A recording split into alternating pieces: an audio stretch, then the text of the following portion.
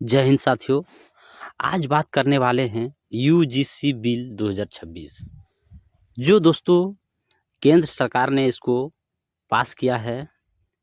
तो आज बात करने वाले हैं कि क्या है यूजीसी बिल 2026, क्यों आदमी इस पर आरोप लगा रहा है कि यूजीसी बिल वापस लो। कोई बता रहा है, कोई इसका समर्थन कर रहा है कि यूजीसी बिल को पास करो, रहने दो। तो क्या है आखिर ये दो समाज में कैसे बंट रहा है हिंदू, आज इसको समझेंगे। क्योंकि नरेंद्र मोदी बोले थे कि अगर यदि आप बटेंगे तो कटेंगे, एक रहेंगे तो सेफ रहेंगे। तो फिर यूजीसी बिल लाने का क्या मतलब है और क्या है? तो यह बिल उच्च शिक्षण संस्थानों में भेदभाव रोकने के लिए लाया गया है।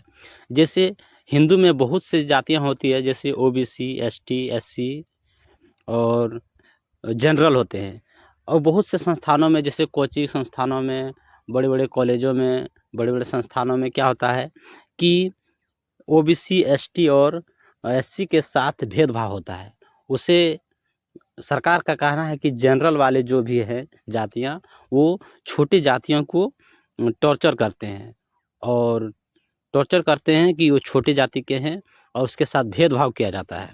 जिसके कारण से सरकार ने ये बिल को लाया गया है कि यह संस्थानों में कोई भी भेदभाव नहीं किया जाएगा और कोई भी किसी भी के साथ भेदभाव नहीं किया जाएगा, चाहे वो विद्यार्थी हो, प्रोफेसर हो या फिर कोई टीचर हो। किसी के साथ भेदभाव नहीं किया जाएगा जो एसटी, ओबीसी और एसटी, ओबीसी और एससी के साथ होगा। इसमें एसटी, एससी, ओबीसी, दिव्यांग और महिलाओं को सुरक्षा दी गई है। तो आप देख रहे हैं, समझ सकते हैं कि इसमें एससी, एसटी, ओबीसी, दिव्यांग महिलाओं को भी सुरक्षा दी गई है। हर कॉलेज यूनिवर्सिटी में इक्वल अपॉर्चुनिटी सेंटर बनाना अनिवार्य है।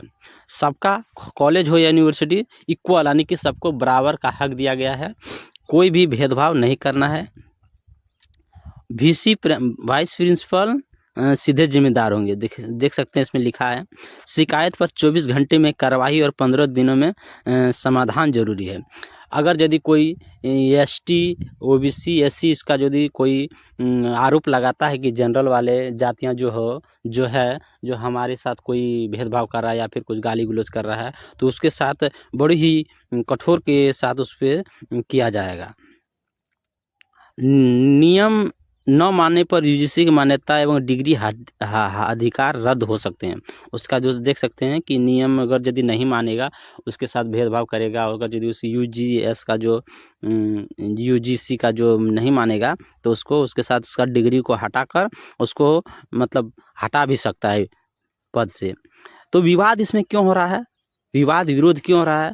तो झूठी शिकायतों पर सजा का प्रावधान नहीं है। अगर यदि इसमें इसलिए विरोध हो रहा है कि अगर यदि जनरल वाले कुछ विरोध नहीं कर रहे हैं, कुछ भेदभाव नहीं कर रहे हैं, तब पर भी एसटी, ओबीसी और एसटी वाले, ओबीसी वाले, एससी वाले अगर यदि उसको शिकायत कर देते कि हमारे साथ ये भेदभाव कर रहे हैं, तो इसमें कोई इसका प्रावधान नहीं है। वो साबित कैसे करेंगे कि हम ये छेड़खानी नहीं किए हैं?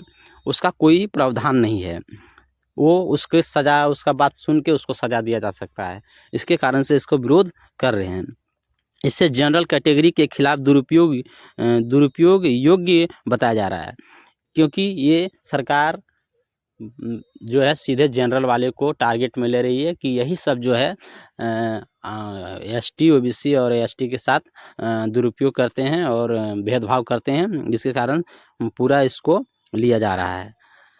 कुछ याचिकाओं में भेदभाव की परिभाषा को असंवैधानिक बताया कानून को कठोर कहा जा रहा है।